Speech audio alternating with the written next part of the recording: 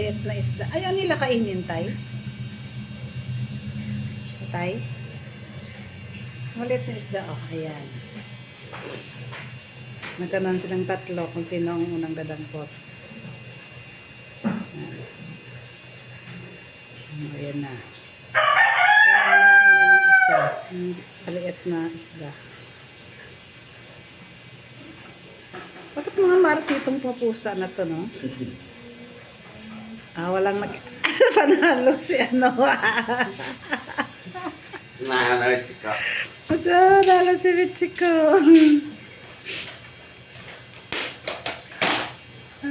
Napanalo si Michiko. Kahit si Minggo hindi makaik eh. Okay. Wag mo na pakialaman.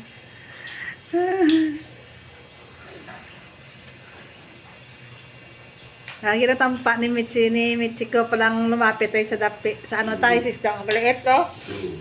Minggo, takot masampal. Sabi ni Chico, kunin nyo lang, subukan nyo lang. Maliit na isda, oh, tingnan nyo. Walang kukuha dyan.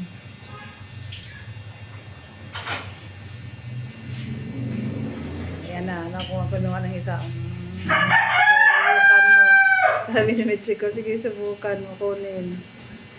Maliit na isda. Nakakatawa itong tatlong pusa, yung maliit na isda.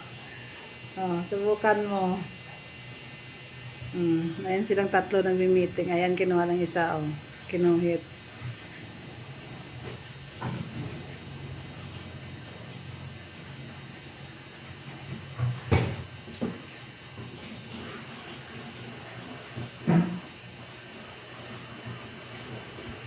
Panalo si Minggoy.